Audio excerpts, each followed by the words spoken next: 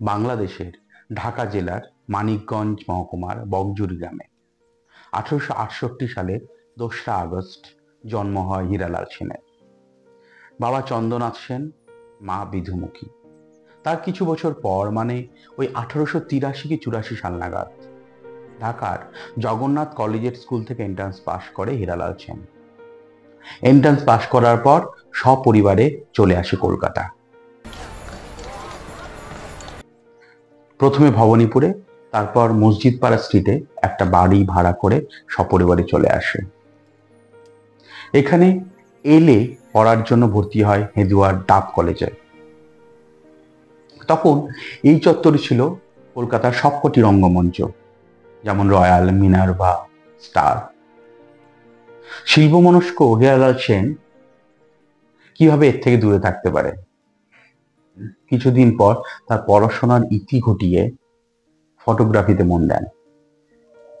1887 সাল নাগাদ burn and shepherd company আয়োজিত ফটোগ্রাফি প্রতিযোগিতায় স্বর্ণপদক পান হীরালাল সেন। এরপর তিনি 1888 সাল নাগাদ ইন্ডাস্ট্রিয়াল আর্ট অ্যান্ড এক্সিবিশনও স্বর্ণপদক পান। ভাবুন, এই সময় ব্রিটিশদের পিছনে ফেলে দিয়ে একজন নেটিভ ইন্ডিয়ান সামনে এগিয়ে যাচ্ছে ফটোগ্রাফিতে। ভাবা যায়। 1890 নাগাদ নিজের দেশের বাড়িতে Amravati fine art and association নামে একটা স্টুডিও স্থাপন করেন। মাউন্ট বোর্ডের পেছনে ফুল ও পাখির সঙ্গে ছাপা থাকত photograph by Hiralal Sen and brother. এইভাবে কিছুদিন হীরালাল সেন ফটোগ্রাফি নিয়ে ব্যস্ত থাকেন। এরপর আসে সেই দিন, 1896 সালের 7ই জুলাই ভারতবর্ষে প্রথম চলচ্চিত্র প্রদর্শিত হয় বোম্বের ওয়াটসন হোটেলে। প্রদর্শক লুমিয়ার ভাতৃদ্বয়। এর ঠিক 6 মাস পর, অর্থাৎ 1897-এর 18ই জানুয়ারি, থমাস পি হাডসন প্রথম রয়্যালে চলচ্চিত্র প্রদর্শন করেন কলকাতায়। এরপর স্টার থিয়েটারে প্যাথে কোম্পানির প্রফেসর স্টিফেনসন ক্রমপর্যায়ে চলচ্চিত্র প্রদর্শন শুরু করেন। এরকম কোনো এক প্রদর্শনের দিন বায়োস্কোপের সঙ্গে হীরালাল সেনের প্রথম দেখা হয়। এই চলন্ত ছবি হীরালাল সেনকে টানতে থাকে।